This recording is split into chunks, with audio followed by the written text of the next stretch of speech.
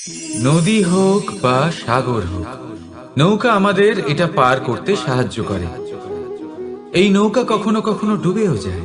এবারে এখানেই লুকিয়ে রয়েছে একটা শিক্ষা। অটল জলে এই নৌকা থাকে, তবুও ডুবে যায় না। এটা তখন ডুবে যায় যখন সেই জল নৌকায় প্রবেশ করতে থাকে।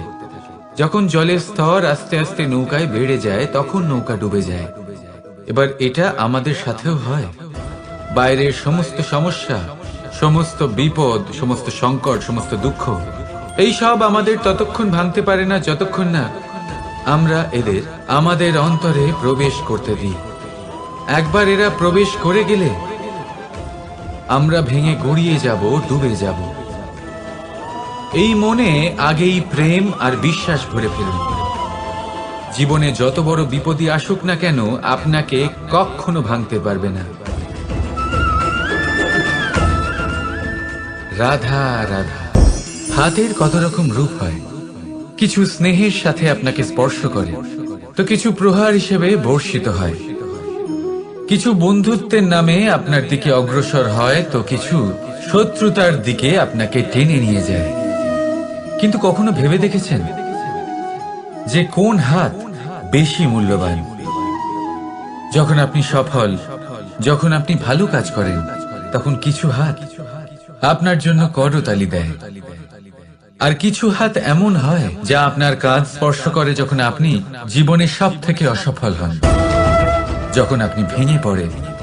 তাই করতালি দেওয়া সেই হাত, আপনার প্রশংসা করা সেই হাত, তার থেকে অনেক বেশি দামি সেই হাত যা আপনাকে তখন আশ্বস্ত করে যখন আপনি এমন সময় কাটাচ্ছেন যা আমরা কেউ কাটাতে চাই না।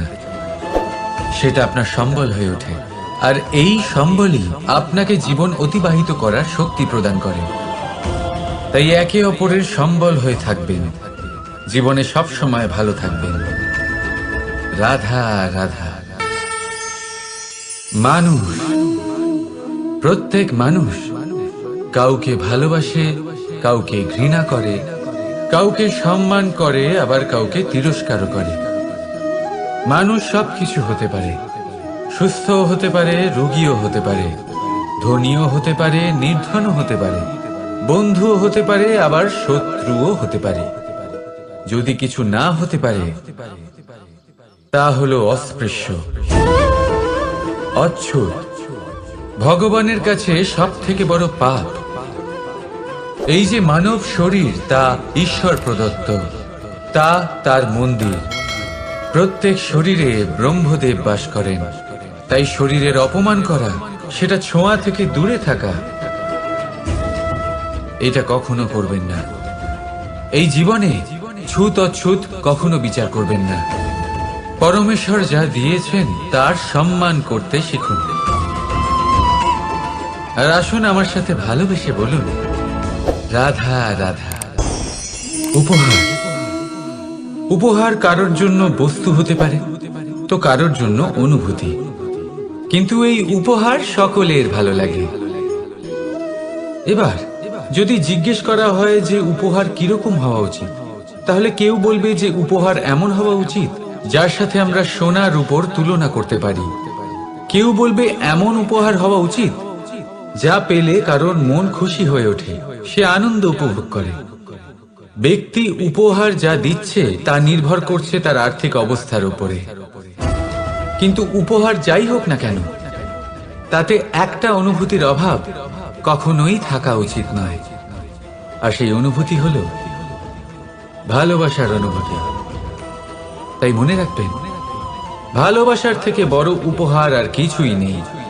আর যদি ভালোবাসার এই উপহার আপনি লাভ করেন, তার থেকে বড় আর কোনো সম্মান নেই। রাধা রাধা। কখনো কোনো বাচ্চাকে দেখেছেন? কত কিছু ঘটতে থাকে তার জীবনে। শৈশব থেকে বেড়ে ওঠা অবধি অসংখ্য অনুভূতি অনুভব করে সে। কখনো পড়ে যায়, কখনো আহত হয়, কখনো জ্ঞান লাভ করে, কখনো কষ্ট সহ্য করে, তো কখনো আনন্দ উপভোগ করে। কিন্তু মনে রাখে সে শুধুমাত্র আনন্দের মুহূর্তগুলি। এবার শুধু একবার আপনার জীবনের প্রারম্ভের দিকে তাকিয়ে দেখুন। আপনার শৈশবে তাকিয়ে দেখুন, আপনি দেখবেন বেশিরভাগ যেসব স্মৃতি আপনার মনে আছে সেগুলি সমস্ত ভালো মুহূর্তের, খারাপ মুহূর্তের নয়। সেই জন্য শৈশব সব থেকে সুখী হয়, এতে নিশ্চিন্ত থাকা যায়। সেই জন্য আজ আপনি যতই বড় হয়ে উঠুন না কেন, খারাপ স্মৃতি, খারাপ ঘটনা সব ভুলে যাওয়ার চেষ্টা করুন। একবার খারাপ ঘটনা ভুলে যাওয়ার অনুভূতি আপনার হয়ে গেলে তখন মনে রাখবেন, যতই কঠিন পরিস্থিতির মুখোমুখি আপনাকে হতে হোক, তার মোকাবিলা করতে আপনি সক্ষম। রাধা রাধা। উৎসব, পুজো, পার্বণ আমাদের জীবনে উল্লাস ভরে দেয়। এবার দীপাবলির উৎসব এসেছে। আপনি কখনো ভেবেছেন যে এইসব উৎসব যেমন গুরু পূর্ণিমা, দোল, রাখি বন্ধন এইসব পূর্ণিমার দিনে অনুষ্ঠিত হয়, যখন চাঁদ আকাশে পুরোপুরিভাবে দেখা যায়। কিন্তু দীপাবলির এই শুভ উৎসব অনুষ্ঠিত হয় অমাবস্যার দিবসে। অমাবস্যা, যাকে আমরা অশুভ বলে মনে করি। কখনো ভেবে দেখেছেন কেন শ্রীরাম অমাবস্যার এই দিন বেঁচেছিলেন অযোধ্যায় ফেরার জন্য? একদিন পরে বা একদিন আগেও তো আসতে পারতেন উনি, কারণ উনি এই সংসারকে একটা বার্তা পৌঁছে দিতে চেয়েছিলেন যে মুহূর্ত নয়, কর্মই আসল। যদি আপনার কর্ম বড় হয়, শুভ হয়, তাহলে অমাবস্যার এই রাতকেও প্রদীপের সাহায্যে আলোকিত করা যেতে পারে। তাই সময় বিচার করা না করা আপনার সিদ্ধান্ত মাত্র, কিন্তু নিজের কর্মের বিচার করা আমার উপদেশ। রাধা রাধা। আসুন এই ছোট্ট গাছটা দেখুন। এই গাছ আমার কাছে অত্যন্ত প্রিয়। আমি এই গাছটাকে ভীষণ ভালোবাসি। এবার ভাবুন, এই ভালোবাসায় আমি ওকে দিনে যদি 6 বার জল দিই, তাহলে কি ওর বিকাশ ঠিক করে হবে? এটা কি ওর জন্য ভালো হবে? কখনোই নয়। এর শিকড় পচে যাবে, এর শিকড়ের জল গ্রহণ করার ক্ষমতা শেষ হয়ে যাবে। তাহলে কি করা দরকার? দরকার হলো একে সঠিক মাত্রায় জল দেওয়া। দরকার হলো সঠিক সময় অন্তর তাকে জল দেওয়া। দরকার হলো একে সূর্যের তাপও সহ্য করতে হবে। দরকার হলো প্রতিটা কাজ যেন পরিমাণ মতো হয়। এবারে এই ভুল বেশিরভাগ মাতাপিতাই করে ফেলেন। নিজের সন্তানকে এতটাই ভালোবেসে ফেলেন, আর তাতে সন্তানের প্রতিটা ইচ্ছে পূরণ করেন। তারা প্রত্যেকটা জিনিস তাদের দেন, প্রতিবার তাই করেন। আর এইভাবে সন্তানের বিকাশে নিজেই বাধা হয়ে ওঠেন। এরকম করবেন না। এই যাত্রা আপনার সন্তানের। এই যাত্রায় আপনার সন্তানকে অনেক কিছু শিখতে হবে। নিজের ক্ষমতায় কাজ করতে হবে। তারা করতে দিন। একটা অত্যন্ত গুরুত্বপূর্ণ কথা বলবো আপনাদের, তা আপনারা মনে রাখবেন। প্রেম আর শত্রুতা অধিক হয় তাহলে তা ক্ষতিকর। প্রতিটা বিষয়ে সমতা বজায় রাখুন। আর আমার সাথে ভালোবেসে বলুন, রাধা রাধা। পাদুকা, খড়ম আমাদের জীবনে কতটা গুরুত্বপূর্ণ হয়। যখনই আমরা এটা পায়ে পড়ে হাঁটি, এটা আমাদের রক্ষা করে কাঁটা থেকে, ছোট পাথর থেকে। এটা আমাদের সুরক্ষিত রাখে। কিন্তু যদি এটাকেই আমরা অন্য দৃষ্টিভঙ্গি দিয়ে দেখি, তাহলে এই পাদুকার জন্যই হাঁটার সময় পেছন থেকে আমাদের পায়ে কাদা লেগে যায়। এরকম মানুষও আমাদের জীবনে থাকে, যে থাকে তো আমাদের সাথেই, কিন্তু এরাই আমাদের পিঠ পিছে কাদা ছড়ে। এবার হাঁটার সময় যখন আপনার পায়ে কাদা লাগে আপনার পাদুকার জন্য, আপনার নজর সেদিকে থাকে না। আপনার নজর থাকে সামনের দিকে, কারণ সেটাই আপনার লক্ষ্য, সেটাই আপনার পথ, আর সেটাই আপনার করা উচিত। তাই মনে রাখবেন, আপনার পা ধরে সেই টানতে পারে যে আপনার পেছনে রয়েছে, আর আপনার নজর সেখানে নয়। সবসময় সামনে নিজের লক্ষ্যে থাকা উচিত। প্রতি মুহূর্তে নিজের লক্ষ্যের দিকে তাকিয়ে থাকুন। সবসময় জীবনের সামনে এগোতে থাকুন। আর রাধা রাধা। মানুষ মানুষ এক সামাজিক প্রাণী। সমাজে ঘোরাফেরা করে, অন্য মানুষ খুঁজে বেড়ায়, সম্পর্ক তৈরি করে, সেটাকে গড়ে তোলে, সুখ দান করে, সুখ লাভ করে, নিজের দুঃখকে কম করে। কিন্তু একটা জিনিস সে বোঝে না, কোন ব্যক্তি আপন আর কোন ব্যক্তি পর। দেখুন, আপন সে নয় যে সুখের সময় আপনার সাথে থাকে। আপন সে যে দুঃখের সময়ে শুরু থেকে শেষ অবধি আপনার সঙ্গে থাকে। তাই খেয়াল রাখবেন, সুখের সময় যে আপনার সাথে থাকে তারা সেই ব্যক্তিগণ যাদের আপনি পছন্দ করেন। কিন্তু যে দুঃখের সময়, সমস্যার মধ্যে, কষ্টের ও একাকিত্বের মধ্যে আপনার সাথে থাকে, আপনাকে সব সময় সঙ্গ দেয়, তারা সেই ব্যক্তি যারা আপনাকে পছন্দ করে। এবারে কাকে আপনি আপন বানাবেন আর কাকে পর, সিদ্ধান্ত আপনার। রাধা রাধা। নাম কত সাধারণ একটা বিষয়। প্রত্যেক মানুষ যে জন্ম নেয় তাকে একটা নাম দেওয়া হয়, যা সে পেয়ে থাকে তার মাতা পিতার দ্বারা, না হলে তার গুরুর দ্বারা, বা কোনো আত্মীয়ের দ্বারা, বা কোনো কাছের মানুষের দ্বারা। এই নামের সাথে সে আস্তে আস্তে বেড়ে ওঠে। কিন্তু এটাই কি সেই নাম? এই নামই কি সবকিছু? কখনোই নয়। একটা নাম সেটা যা আপনি জন্মের সময় লাভ করেন, যে নামে আপনি কর্মের পথে অগ্রসর হন। আরো একটা নাম সেটা যা আপনি আপনার কর্মের দ্বারা অর্জন করেন, আর এই নামেই আপনাকে সবাই যুগ যুগ ধরে মনে রাখে। আপনার আসল নাম সেটা নয় যা আপনাকে জন্মের সময় দেওয়া হয়েছিল। আপনার আসল নাম সেটা যেটা আপনি আপনার কর্ম দ্বারা লাভ করেছেন। কারণ সেই লাভের পেছনে প্রচুর প্রয়াস লুকিয়ে থাকে, অনেক পরিশ্রম লুকিয়ে থাকে। কিন্তু যদি আপনি চান যে মানুষ আপনার নাম মনে রাখে, তাহলে আপনাকে কর্মের পথে অগ্রসর হতেই হবে। শুভ কর্ম করতে হবে, অনর্গল চেষ্টা করে যেতে হবে, মহান কাজ করতে হবে।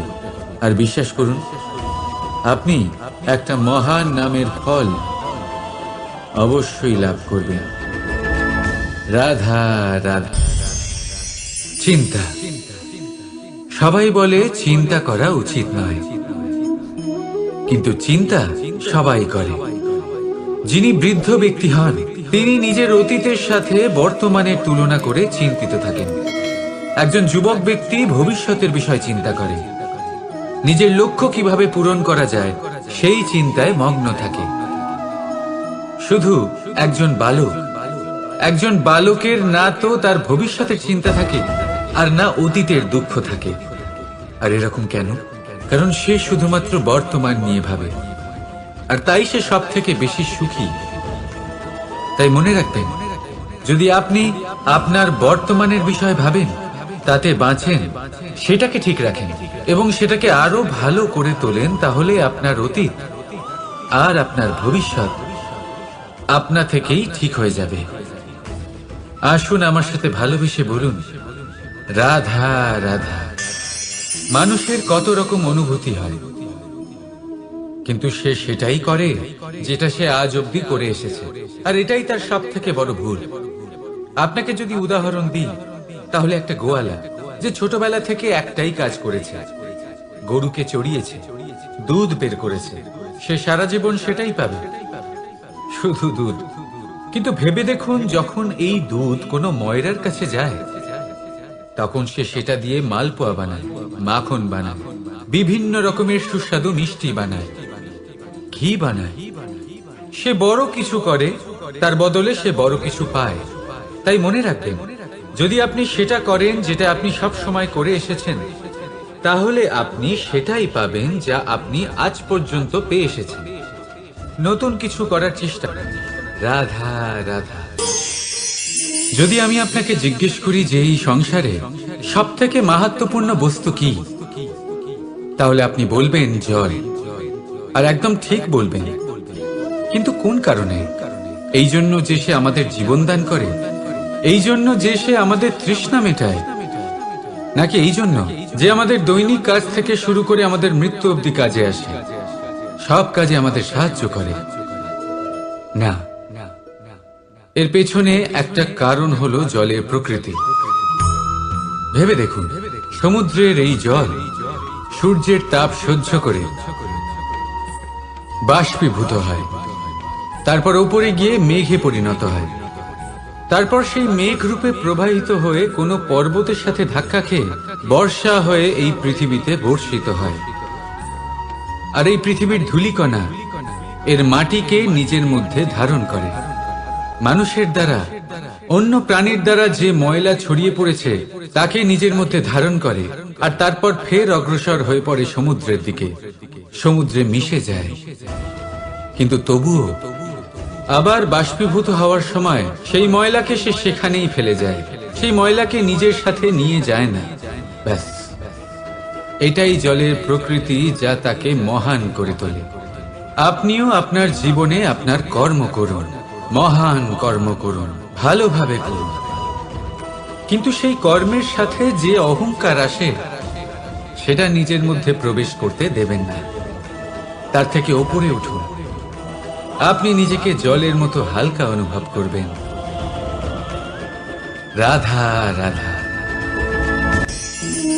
এই সংসারে যেই জন্মগ্রহণ করে কিছু না কিছু অবশ্যই শেখে, এবং তার জন্য থাকে তার গুরুর অবদান। এবার এই গুরু কে হবেন তা আমরা নির্বাচন করি। হয়তো তিনি আমাদের মাতা পিতা হতে পারেন, হয়তো বন্ধু হতে পারেন, হয়তো দাদাও হতে পারেন, আদর্শ হতে পারেন, বা হয়তো গুরুকুলের শিক্ষাকর্তা গুরুও হতে পারেন। এবার সংসারের এমন কিছু জিনিস আছে যা জগতের কোনো গুরুই শেখাতে পারবেন না, তা আপনাকে সময় শিখিয়ে দেবে। কারণ এই সংসারে সময়ের থেকে বড় গুরু আর কেউ হয় না। এবার সময় আর গুরুর মধ্যে একটা সাদৃশ্য আছে আর একটা তফাতও আছে। সাদৃশ্য হলো যে সময় আর গুরু দুজনেই আপনাকে শেখায়। তফাতেই যে গুরু প্রথমে আপনাকে শিক্ষাদান করে, তারপর আপনার পরীক্ষা নেন। সময় প্রথমে আপনার পরীক্ষা নেয়, তারপর আপনাকে শিক্ষা দেয়।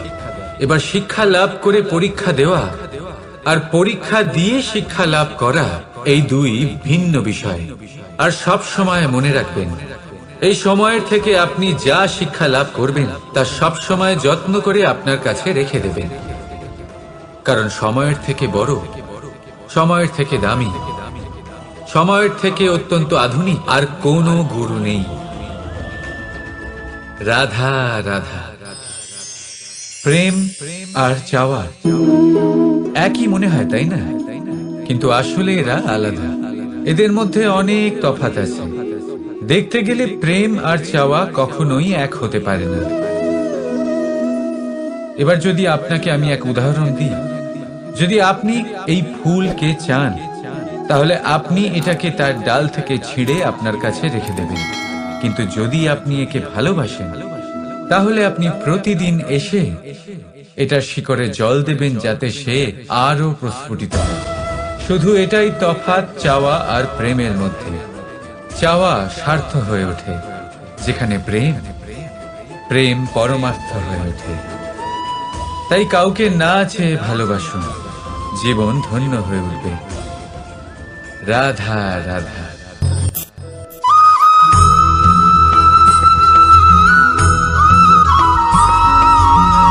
যখন আমরা কোনো বনে প্রবেশ করি,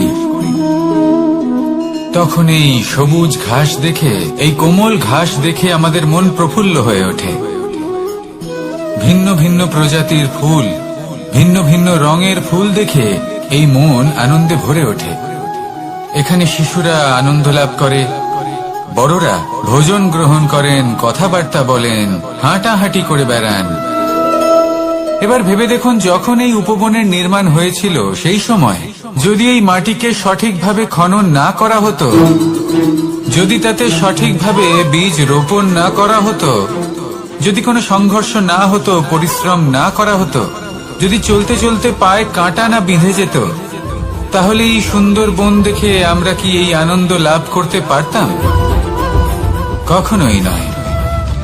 ধরুন কোন নদীর তটে সুন্দর একটি বন আছে, সেই বনের আনন্দ লাভ করতে গেলে আপনাকে সেই নদী পার করতেই হবে। যদি সুখের নদীর কাছে পৌঁছতে চান তাহলে তটে যে কাঁটা রয়েছে সেগুলোর সাথে সংঘর্ষ করতেই হবে। এই সংসারে যদি আপনি সুখ লাভ করতে চান তাহলে সুখ লাভের এই যাত্রা শুরু করতে হবে সংঘর্ষ দ্বারা। তাহলে সংঘর্ষকে স্বাগত জানান, এর পেছনেই সুখ রয়েছে যা আপনার জন্য অপেক্ষা করছে। এবার হাসুন আর আমার সাথে ভালোবেসে বলুন রাধা।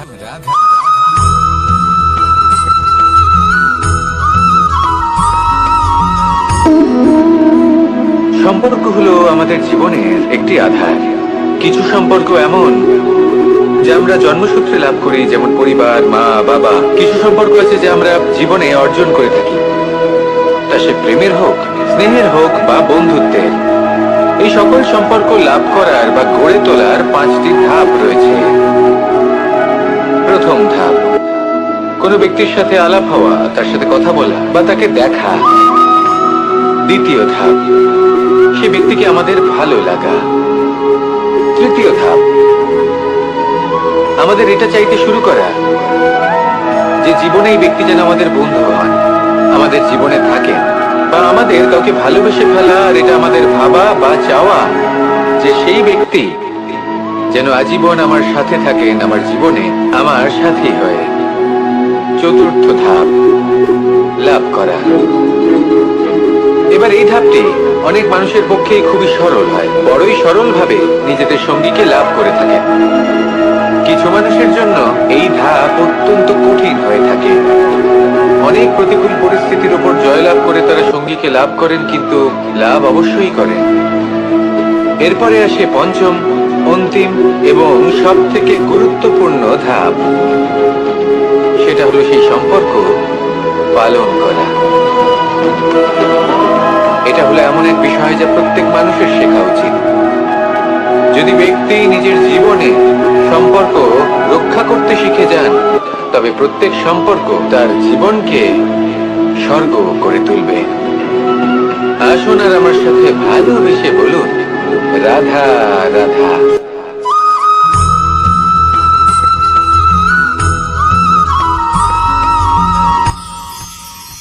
মানুষ তার জীবনে দুই ধরনের পরিস্থিতিকে খুব ভয় পায়। এক, কোনো কারণবশত কারোর সামনে নত হওয়া।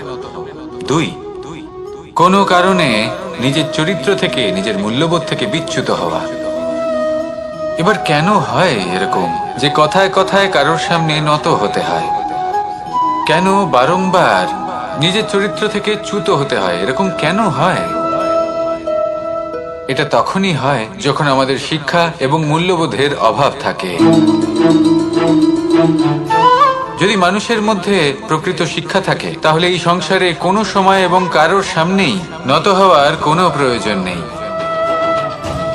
যদি মানুষের মধ্যে মূল্যবোধ থাকে তাহলে তাকে নিজের মূল্যবোধ বা চরিত্র থেকে বিচ্যুত হতে হয় না, তা সে যাই হয়ে যাক না কেন।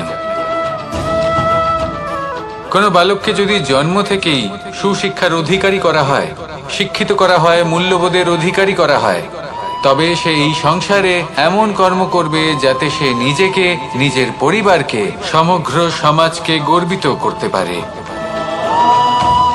শিক্ষা লাভ করুন, মূল্যবোধ লাভ করুন এবং আমার সাথে ভালোবেসে বলুন রাধা রাধা।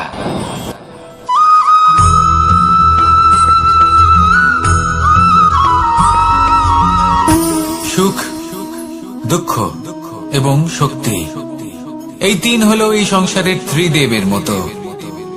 আমাদের জীবনে যা কিছু ঘটছে এই তিনটির ভিত্তির উপরেই হচ্ছে। আসলে এই সংসারের একটা নিয়ম আছে, যখনই আপনি কিছু লাভ করেন এই সংসার আপনার পরীক্ষা নেয়। এটা জানার জন্য আপনার পরীক্ষা নেয় যে আপনি যা কিছুই লাভ করেছেন আপনি কি আদৌ সেটার যোগ্য কিনা। ঠিক সেইভাবেই এই সুখ, দুঃখ এবং শক্তি আপনার পরীক্ষা নিয়ে থাকে। যখন সুখ আসে তখন সে আপনার পরীক্ষা নেয় যে আপনার মধ্যে অহংবোধ জাগ্রত হয়নি তো। যদি অহংবোধ চলে আসে তাহলে সুখ সেখানেই সঙ্গ ত্যাগ করে। দুঃখ আপনার ধৈর্যের পরীক্ষা নিতে থাকে। আর যদি আপনার মধ্যে ধৈর্য না থাকে তাহলে এটা আপনাকে আরো বেশি দুঃখের গভীর অন্ধকারে ঠেলে দেবে। সেখানে শক্তি পরীক্ষা নেয় আপনার বিনম্রতার। যদি আপনি বিনম্র না হন তাহলে হয় এই শক্তি আপনার সঙ্গ ত্যাগ করবে, নয় এই শক্তি বিনম্রতার অভাবে আপনার পতনের কারণ হতে পারে। এই সংসারে যে কোনো ব্যক্তি যিনি এই পরীক্ষায় উত্তীর্ণ হয়ে থাকেন, এই জীবনে তিনি সাফল্য লাভ করেন। আসুন আমার সাথে ভালোবেসে বলুন, রাধা রাধা।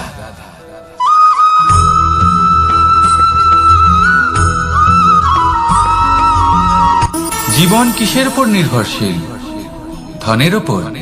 বৈভবের অনুভব যদি আপনি করতে চান তাহলে তা পাবেন শুধু একতার দ্বারা, সংগঠনের দ্বারা।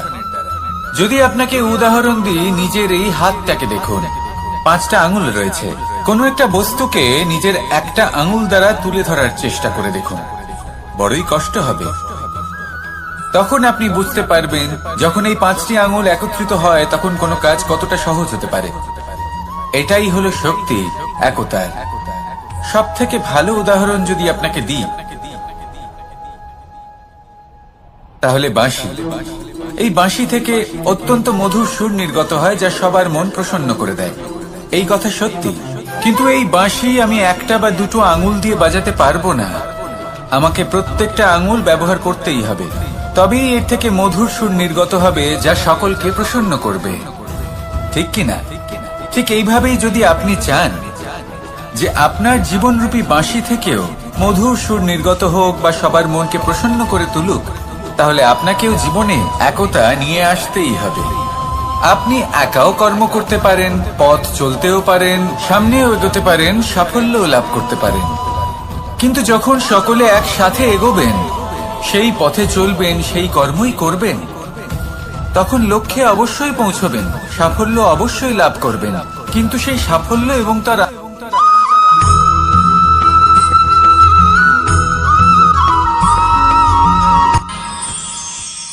আমরা সবাই সূর্যকে সম্মান কেন করি?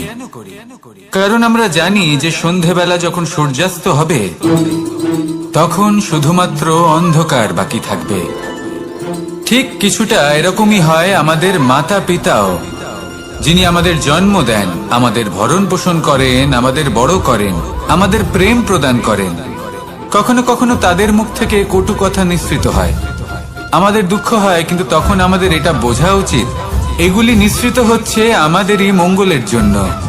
যেমন সূর্যদেব, উনিও উত্তাপ দিয়ে থাকেন আমাদেরই মঙ্গলের জন্য, যাতে ফসল পাকতে পারে, যাতে জল বাষ্প হয়ে মেঘ হতে পারে, বৃষ্টি হতে পারে, আর এই সংসারে নিরন্তর জলের প্রবাহ থাকে।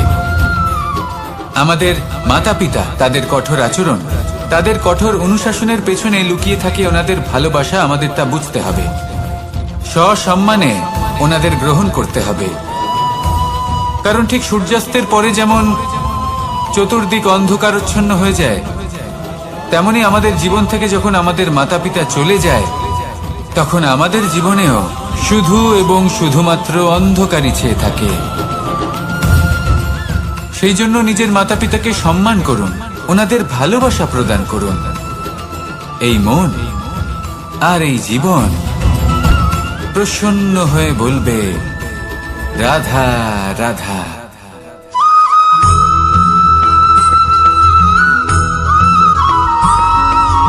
বসন্ত ঋতু, এই সময় মন আনন্দে ভরে থাকে।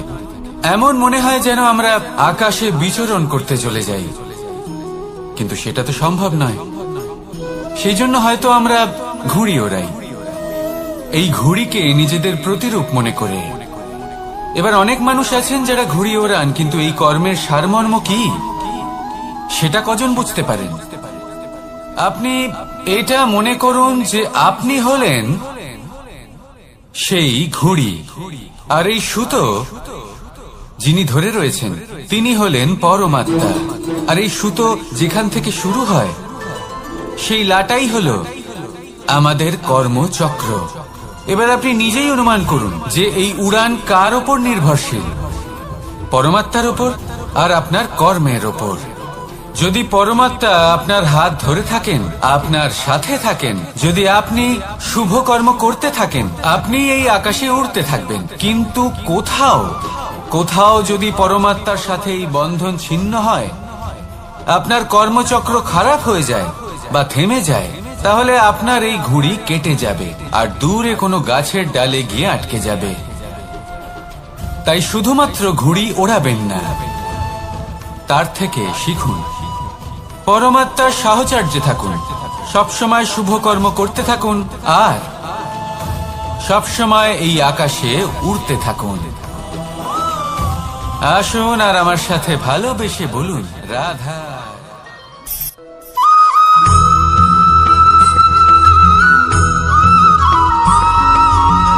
এবার অনেক সময় মানুষের মনে এরকম প্রশ্ন আসে যে এই সংসারে সবথেকে বড় বিপদ কি? কেউ বলে ধর্ম সংকট, আবার কেউ বলে প্রাণের উপর আসা সংকট। প্রত্যেক মানুষের জীবনে বিভিন্ন সংকট আসে, আর এই সমস্ত সংকট অত্যন্ত বিচিত্র হতে পারে। এই সমস্ত সংসার হলো সংকট দ্বারা পরিপূর্ণ। ঠিক আছে, আপনাকে একটা উদাহরণ দিই। একজন ধনী ব্যক্তি, এবার ওনার জীবনে সংকট কি হতে পারে? সংকট এটাই যে কেউ তার সম্পত্তি চুরি না করে নেয়, আমরা বুঝতে পারছি। এবার একজন চোর, তার জীবনে সংকট কি হতে পারে? যে চুরি করার সময় সে যদি তার একটা কাশি চাপতে না পারে, তাহলে সে ধরা পড়ে যেতে পারে, ঠিক কিনা? আবার অনেক সময় এমনও হয় যে যার জন্য আমি সংকট, সেও আমার কাছে সংকট। যেমন এই পরিস্থিতিতে দেখুন, সংকট হলো সংকট, এ তো জীবনে থাকবে, কিন্তু এর সম্মুখীন কিভাবে হওয়া যায়? খুব সরল, সব এটার ওপর নির্ভর করে, মনের ওপর।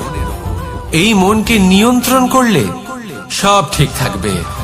এবার যদি ধনী ব্যক্তি মনকে নিয়ন্ত্রণ করে ফেলেন, নিজের অর্থের ব্যবহার শুভ কাজের জন্য, সমাজের সেবার জন্য বিকাশ করতে করেন, ওই অর্থকে একত্রিত করে না রাখেন, তাহলে চুরির সমস্যা, এই সংকট সেখানেই কেটে যাবে।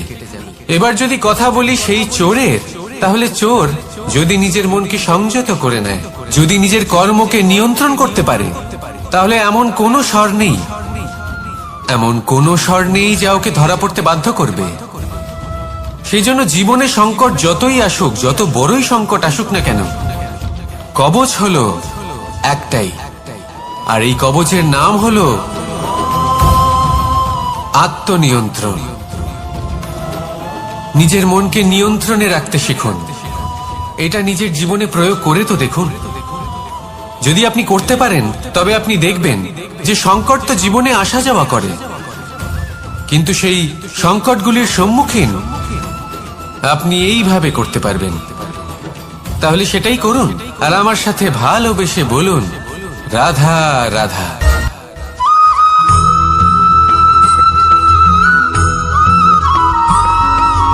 জীবনে যখন কোনো ব্যক্তি নিজের লক্ষ্য প্রাপ্তির জন্য নিরন্তর পরিশ্রম করতে থাকেন, চেষ্টা করতে থাকেন, তখন তিনি কষ্ট অনুভব করেন, কখনো শারীরিক কষ্ট, কখনো মানসিক কষ্ট।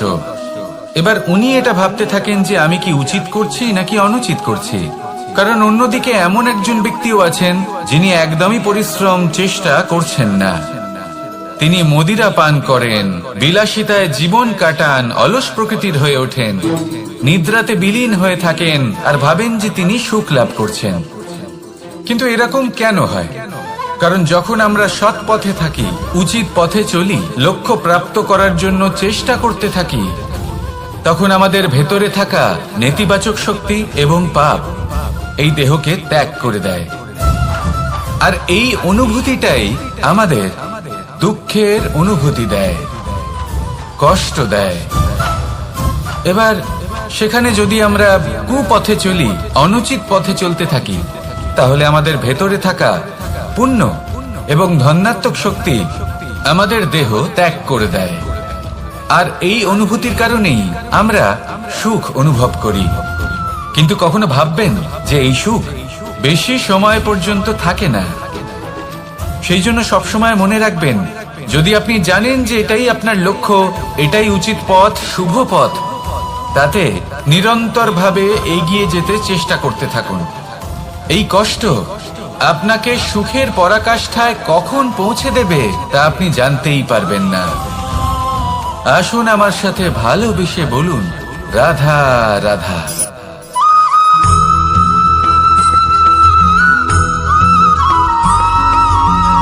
মানুষের মানসিকতা এমন হয় যে সে যতটা করে আশা করে যে তার থেকে অনেক বেশি তার বদলে সে পাবে।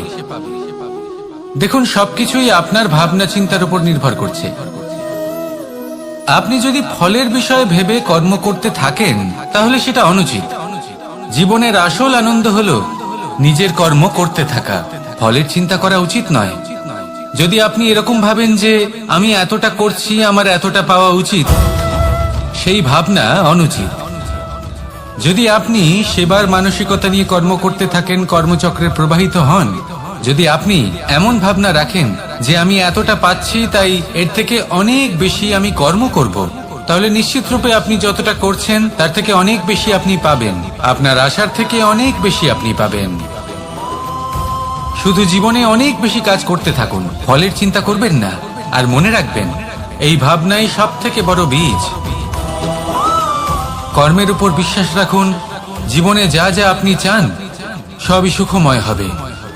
আসুন আর আমার সাথে ভালোবেসে বলুন, রাধা রাধা।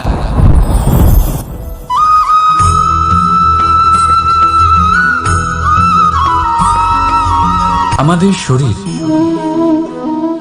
প্রকৃতির সর্বশ্রেষ্ঠ রচনা।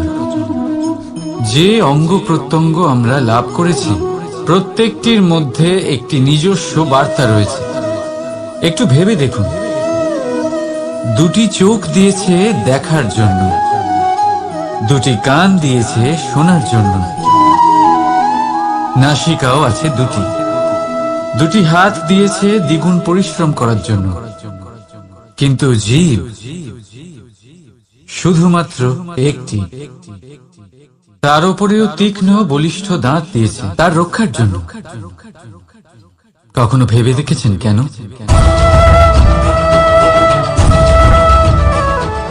কারণ শব্দ আর শব্দের প্রয়োগ মানুষের সবচেয়ে বড় অস্ত্র, যার প্রয়োগ যত ভেবে চিন্তে করা যায় মানুষ তার জীবনে ততটাই উপরে উঠতে পারে।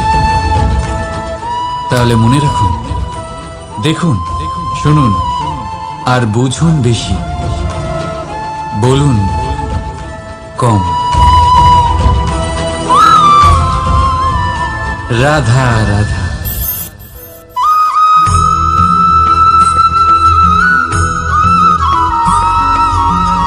এই সংসারে কোনো বস্তু হোক বা ব্যক্তি হোক, তার একার গুরুত্ব কিন্তু খুব বেশি নয়।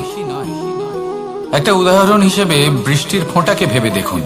যদি একটি বৃষ্টির ফোঁটা হয় তাহলে তার খুব বেশি গুরুত্ব থাকে না, কিন্তু যখন সহস্র বৃষ্টির ফোঁটা মেঘের মধ্যে দিয়ে ঝরে পড়ে তখন সেটা বর্ষার রূপ ধারণ করে। সেই বর্ষা যা এই প্রকৃতিকে শান্ত করে। সেইভাবেই পাথরের ছোট টুকরো, তার খুব বেশি গুরুত্ব থাকে না, কিন্তু যখন অসংখ্য পাথরের টুকরো একত্রিত হয় তখন তা পর্বতের আকার ধারণ করে। সেইভাবেই কিছু মানুষ যখন একত্রিত হন তখন তৈরি হয় পরিবার, কিছু পরিবার যখন একত্রিত হয় তখন তৈরি হয় সমাজ, যখন অনেক সংখ্যক সমাজ একত্রিত হয় তখন তৈরি হয় রাজ্য। এবার এই রাজ্যের সব থেকে গুরুত্বপূর্ণ ব্যক্তি হতে পারেন রাজা, কিন্তু তাও সেই রাজা একা কিছু করতে পারেন না। যুদ্ধ লড়ার সময় তারও নিজের সৈন্যদলকে প্রয়োজন পড়ে। কিন্তু এই সংসারে এমন একজন ব্যক্তি আছেন যিনি একাই সব কাজ করতে থাকেন, এবং সেই ব্যক্তি হলেন মা।